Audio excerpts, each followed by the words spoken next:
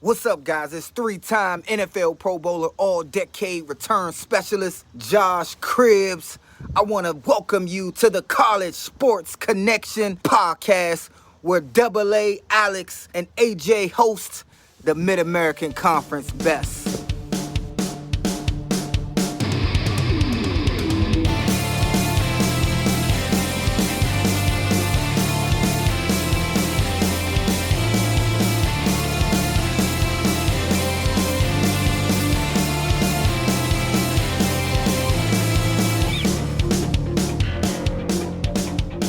All right, everybody, welcome back to the CSC podcast, all action, all the time. I'm your host, Alex the Captain. Joining me, as always, it's AJ the Guru. What's going on, everybody? AJ, welcome back. Week 2 has come and gone. Not the best week for the Mid-American Conference from an optics perspective. A couple bright spots, a couple not so bright spots. And what's your take on this last week? Yeah, I'm right there with you. Tough slate of games, and it does not get any easier this week. It's not getting any easier this week, but talking about games from last week, like I said, not a great perspective for the Mid-American Conference in terms of wins and losses and really effort as a general rule. This last week, I was at Fordham at Buffalo. Going into this game, Buffalo was 2-1 all time. They hadn't met since 1995. Buffalo won that game 49-13 back in 95. First off, a big shout out to Buffalo. John Fuller and his team over there at UB did an excellent job with everything that they have. Facility was really nice. The press room was really, really nice. Very warm, friendly, welcoming. So I wanted to shout out to the SID over there and that staff. Also got a chance to meet up with a friend of the show, Coach Becky Burke. Got a hand off a CSC podcast hat to her. Had a great time. She introduced us to Elmo's, to our Buffalo faithful. It sounds like that is the place to go in Buffalo. Unintentional rhyme there, but that is the place you want to get wings. And she introduced us to that, and I had a great time catching up with her. Moving into the game, however, the Bulls looked really, really good early. They went out to a 21-3 lead. Then the defense just completely disappeared. Fordham, the Rams got their bearings, figured it out. CJ Montez for Fordham came out, threw the ball for 300 plus yards. They just looked really good. Buffalo looked really out of sorts on defense. I thought a very questionable coaching decision by Coach Linguist. They had a chance to tie it at the end of the game, but they opted for a 54-yard field goal when they had about 10, 11 seconds, an opportunity to get a little bit closer to try to kick the field goal. They went for it. Alex McNulty, a rare miss, had the distance, had the height, just a little bit wide left. They miss it, don't go into overtime. Unfortunately, the Bulls, once again in consecutive years, start 0-2, potentially 0-3, depending on what happens this week. Back-to-back years where they lose to an FCS program. Not great. No, it's not. And, it's one of those games, too, where, you look back on it and you really could have understood Fordham because they are one of the better FCS programs. And they've had two quarterbacks over the past couple of years who've been able to sling the rock. They showed it against OU last year, as we've talked about before. So it's overall not entirely surprising, but also, Buffalo was up a little bit there on the scoreboard, and that allowed Fordham to come in and kind of creep back towards the back half of that game, and obviously walk away with the win. Sure. So yeah, unfortunately, again, not a great week for the MAC, highlighted by that Buffalo loss to Fordham, and then obviously highlighted by the NIU loss to Southern Illinois. But you guys know the scores. You saw the results. You've all said your piece of mind on the internet, both good and bad, depending on who you cheer for.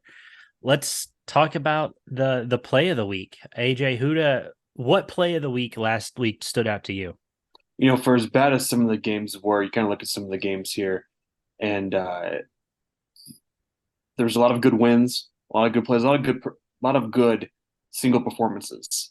We saw guys and played much better week 2. Obviously, get the first week 1 jitters out of the way and stuff like that. I go to some plays of the week here, and I look at Miami of Ohio. Gage Lawson throws a 70-yard touchdown pass. So he actually, and I know ESPN, they actually made an error. He actually caught a 70-yard touchdown He pass. caught it. Yeah. It was actually Brett Gabbert who threw Yeah. threw the touchdown pass, but I caught that as soon as I said that. And yeah, I mean, it was good to see Brett get back to his old self. yeah, no, I was very happy to see what he did and kind of what he was able to come out and do. Um, after the week he had last week, he had a rough game against Miami, Florida, which, understandable, but it was really good to see him come out, really good to see him kind of just go back to doing Brett Gabbert things. So hats off Mhm. to him.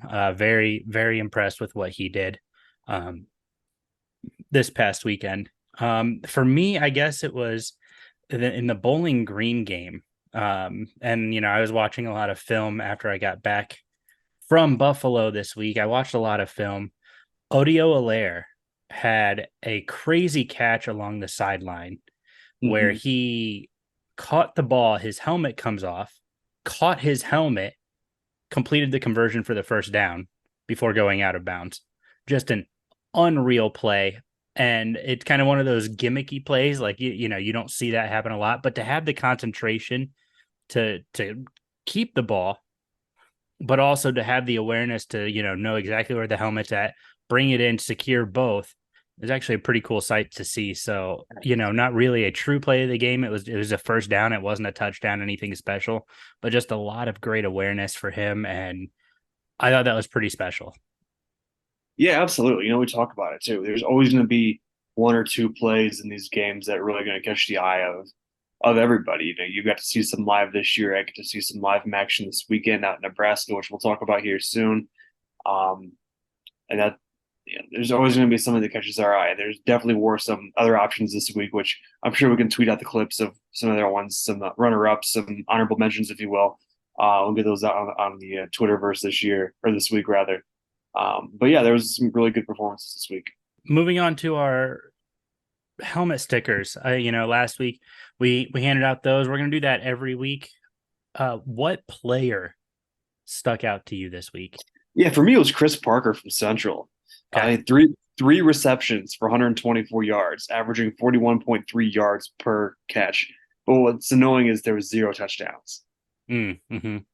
124 yards. And the guy behind him, Tyson Davis, had only had 2 for 42 yards reception. So they only threw the ball 8 times, or they threw it 20 times and completed 8 passes the entire game. Yeah. And that's why you have 200. You have a team combined 236 yards on the ground. But yeah, what? Chris Parker is my offensive player of the week, my helmet sticker. Okay, so he gets your helmet sticker. For me, I head on over to Akron. Brian McCoy, the scoop and Mhm. score to save the W for the Zips at the end of the game. It was under a minute left, and he takes it back to the house, and they beat Morgan State 24-21. It actually looked like Morgan State was going to go ahead and win this thing before that ball popped out. And so really he, just for him, great awareness, great heads up play, just being in the right spot at the right time and knowing what he needed to do. So Mhm. this week I award my helmet sticker to Brian McCoy out of Akron. He is a sophomore out of Chicago, Illinois, sophomore linebacker. Great heads up, way to play, way to buckle down. So those are our helmet stickers this week. Now, I guess we can kind of focus on this upcoming week. We've got both of us have our game of the week we're going to be keeping an eye on, and then we'll dive into AJ heading to Nebraska. What game is one that is highlighted for you or circled on your calendar this week, AJ? Yeah, you kind of look at that schedule this week. I mean, you got some really good competition here, but I really, really think the game that really intrigues me is Liberty at Buffalo. Okay. Liberty's Liberty's favored on the road by 3.5, and this is a big game for Buffalo. Starting off Mhm. the season 0-2, playing a 2-0 team, 2-0 Liberty, who always is competitive. Obviously, Hugh Freeze is gone; he's down at Auburn, I believe, but Liberty is still a contender. Obviously, Toledo beat them last year in the bowl game. But yeah, I really think that Buffalo hosting Liberty this week is going to be the one that catches everybody's attention. Okay, yeah, that's a good one. Liberty played Bowling Green earlier this year, beat them 34-24 at Liberty. So it'll be interesting to see the Flame come up to Buffalo. For me, it'll be interesting to see how the Bulls respond. Right, you know, you got a sense of dejection, a little bit of defeat after that Fordham game. As I was leaving, I watched the players kind of just walk off the field in disbelief. So, you know, my hope is that Buffalo can bounce back this week and kind of recover that one. For me, the game, I've got two games really that I've got circled on my calendar. It's the first one's going to be Indiana State at Ball State. This is an old rivalry game. A lot of people don't know this. This is the Blue Key Victory Bell rivalry. This one's intriguing because the last time they played back in 2014, Indiana State won this rivalry. So, and they haven't played since. So this one's circled on my calendar. And I don't want to say that one's my game of the week solely because San Jose State Toledo is the game of the week. And the reason I say this is Toledo's chance to take on a very, very good San Jose State squad. This is going to be the last chance for Toledo to have a really quality win over a quality opponent. You know, San Jose State lost to Eastern Michigan in the Potato Bowl a year ago. They've had a couple games where they've lost this year, but you look at their competition, they've played Pac-12 schools. This is a really good test for Toledo before getting into the meat of conference play. So this one is the one I have highlighted on my calendar. The other one that you should be looking at if you're following along at home, obviously Miami at Cincinnati. That's going to be, you know, another rivalry game. But Iowa State at Ohio, that one's intriguing only because this is Matt Campbell's first trip back to the Mid-American Conference. And this time he's doing it as a visiting to the conference coach. So that'll be really interesting to see what Ohio can do against Iowa State. Yeah, without a doubt. I mean, a lot of people forget he's a Mount Union guy, a Toledo guy. He's been at Iowa State, what, 8, 6, 7 years now? He's been there since 2015, the end of 2015. So Jason Candle took over. Toledo won the Boca Raton Bowl over Temple. Temple was ranked 18 at the time, 32-17. Jason Candle took over the program then. And then Matt Campbell was the head man from 2016 to present day. So yeah, he's been there for a hot minute. Wow, those years flew by. But yeah, that's going to be a really good one, I think. You know, an OU with Curtis Rourke back, and you know, OU had a interesting game this past week against FAU. Weather conditions delayed the game. Then it was like a half hour to an hour delay. Then the first play was a pick for OU, and then OU's defense comes out and gets another pick, and then there was an injury, and so like, the first 10 minutes of the game took 45 minutes. It was you mentioned that, yeah. The Miami UMass game last week was a 9.5-hour affair. Yeah. With weather delays and stuff. But like I said, you guys already know all that stuff. Let's focus on you. You are traveling this week to Nebraska versus Northern Illinois. Talk about that and what you're planning on doing. Absolutely. As I'm sitting here, I'm looking at my parking pass and the package that Nebraska sent to me, which is exciting. But yeah, the wife and I, our photographer Faith, we're actually bumming my mom's camera this weekend. She has an awesome Canon zoom big lens and everything. So we're gonna have some really great pictures this week. She'll be on the sidelines for that. I'll be in the press box doing what we normally do. We're excited. We're leaving Colorado Springs Friday afternoon after work, making the 6-hour trek to Grand Island, Nebraska, which is about an hour outside of Lincoln. And it's nice too because it is a primetime game, so we're not in a rush Saturday morning. So we can head over to the stadium, hang out, check it out. I put the wife in charge of finding brunch, so she's going to find a really good brunch spot. Then we will report to you where we're at, what we're eating. But yeah, we're going to be a lot of fun. We're going to be live on all social media platforms. Faith will be down, like I said, she'll be in the field. I'll be in the press box, live on Twitter and Instagram, Facebook, everything we have.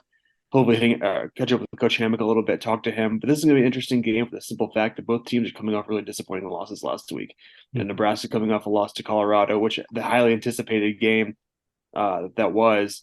And then Northern Illinois dropping one to their neighbors to the south, the Salukis of Southern Illinois, and a heartbreaker too, throwing an interception in the final drive in the last minute, I think it was under a minute. Rocky threw an interception to seal the game for the Salukis. So both teams coming in off disappointing losses. Nebraska's 0-2. Huskies are at 1-1. It's gonna be interesting because, and I apologize in advance for being tongue tied with the Huskies and the Huskers. Got a lot going on there. But I know this is going to be Nebraska's first home game of the year, Matt Rule's first home game of the year, so we're expecting a phenomenal atmosphere.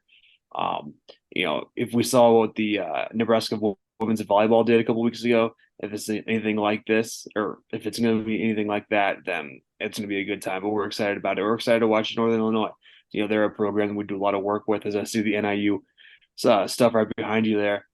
They've always been great to us. Coach Hammock's a friend of ours. We talk to him every year. We've been able to talk to Rocky and all these other guys in press conferences and whatnot. And we've covered a lot of big, important events in NIU football over the past couple of years. So we're excited to cover this game before they get into conference play. Sure. No, it should be a good time. Looking forward to it. I am not going to be heading down to Ohio this week. Iowa State is bringing a lot of media.